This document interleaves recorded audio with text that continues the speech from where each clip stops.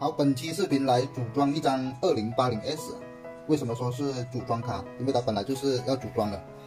那为什么是要组装这么一个张卡呢？因为这个是一个网友上期修过他的卡，然后他这边不是这个板子烧坏了嘛，然后就剩一个散热器，那他就想着再买一个核心，然后再买个板子，然后再拼装一张卡出来。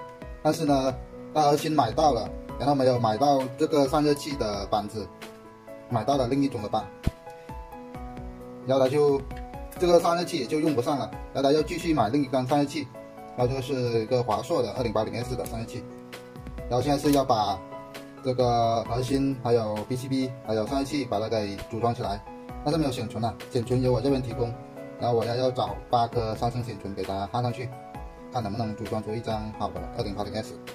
然后这是他买的2080S 的核心啊 ，TU104450A1啊，是2080S 的核心。这核心的话也是拆机的，不过这里有一些小小的划痕啊，磕碰啊，这个应该不影响。我测量了，它这个核心没有短路啊，有可能是好的，但也不好说。这种拆机的，先看上去才知道。然后现在我们先把这个板子给清理一下，因为上面它有一些残渣没有清理啊，这些显存的还有核心的那个焊点，我们先把它清理一下，然后再测量一下板子电压有没有全，如果全的话就可以开动了。把这些焊盘清理干净。好，板子这个焊盘已经清理干净了。在装之前，我们要先测一下这个板子有没有短路啊。如果短路啊，又得看一下怎么把它修好先，不然杠上核心显存就要炸了。然后我们现在测量一下有没有短路的地方。这里是5伏的，有200多，没有明显短路啊。然后测一下这边是1.8伏的，有300多没有短路啊。然后测一下1伏，哦，这1伏主值只有1啊，这个没有装核心的话，这个主值这个是不正常的。然后我们测一下显存这边，哦，显存也只有2的主值啊，也有短路啊。然后核心这边也有短路啊。这卡这个板怎么那么多问题？我们测一下外接12伏的，然后外接12伏这个口有400多不短，哦，这个短了，这个另一个8 pin 口的12伏短路了，那就不能直接上机了。然后测一下金手指这边没有短，那这个卡问题很大，这么多地方短路了。然后仔细观察这边有一个5角的芯片也掉了呀。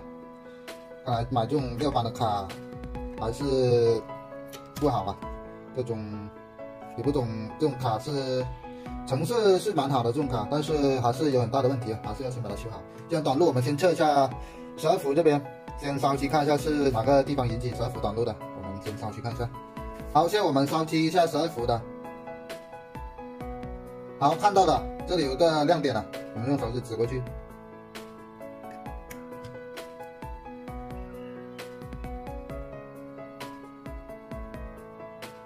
这一颗就是我现在手指的这个 MOS 管啊，这颗短路了，我们给它标记一下。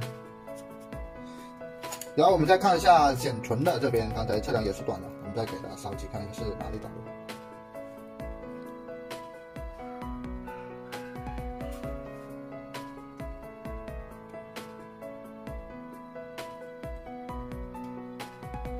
显存的这个 MOS 管，这个用手指指一下。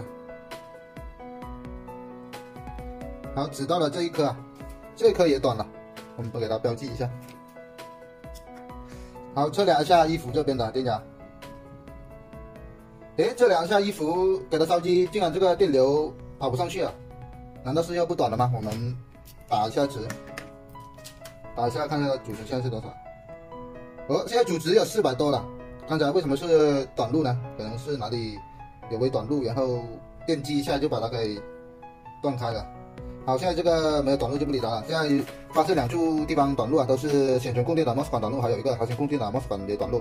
那我们现在把这2个 MOS 管给它换一下，然后再测量。好，花了点时间，这个 MOS 管已经补上去了。我们再测量一下12伏这边短不短路。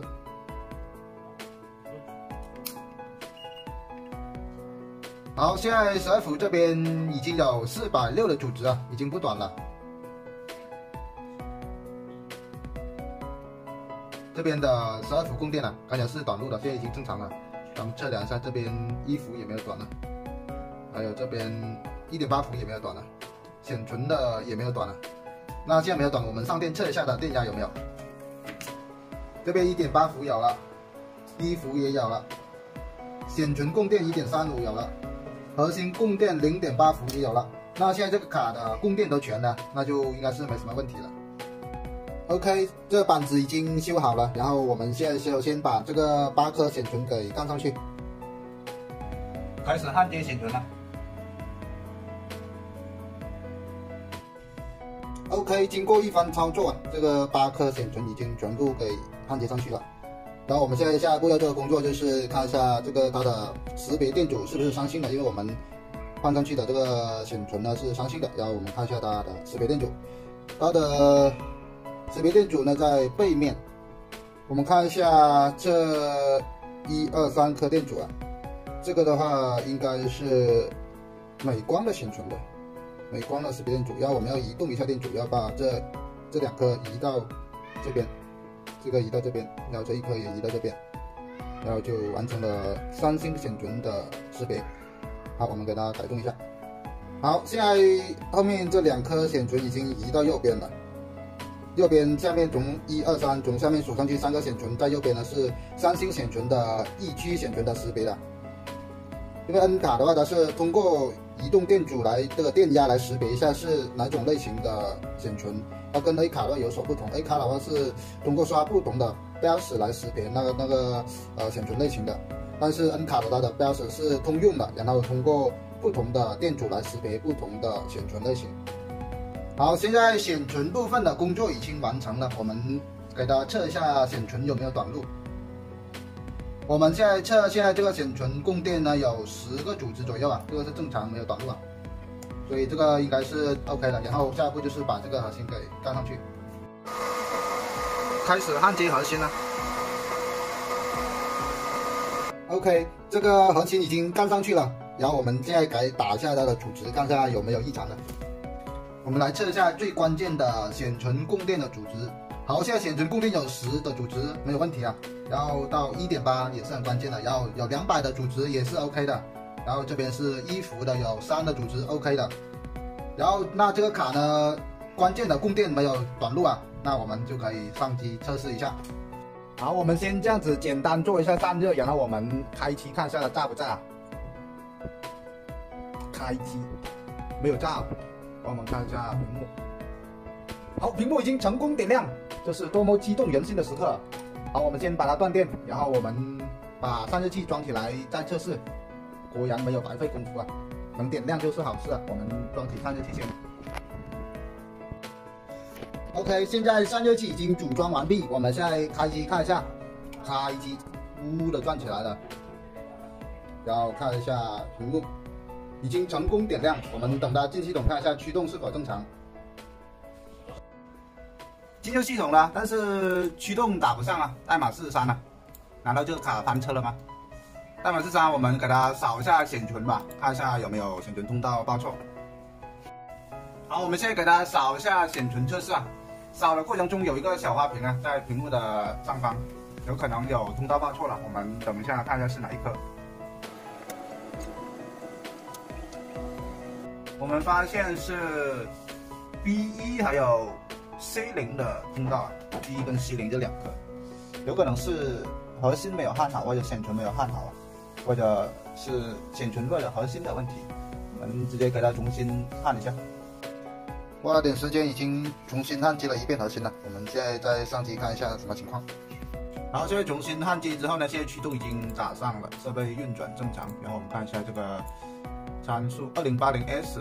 华硕的，然后是8G 的3星显存，这个参数没有问题，我们给它跑一下测试。好，现在甜甜圈的温度最高72度左右啊，没有发现异常。3D Mark 压力测试啊。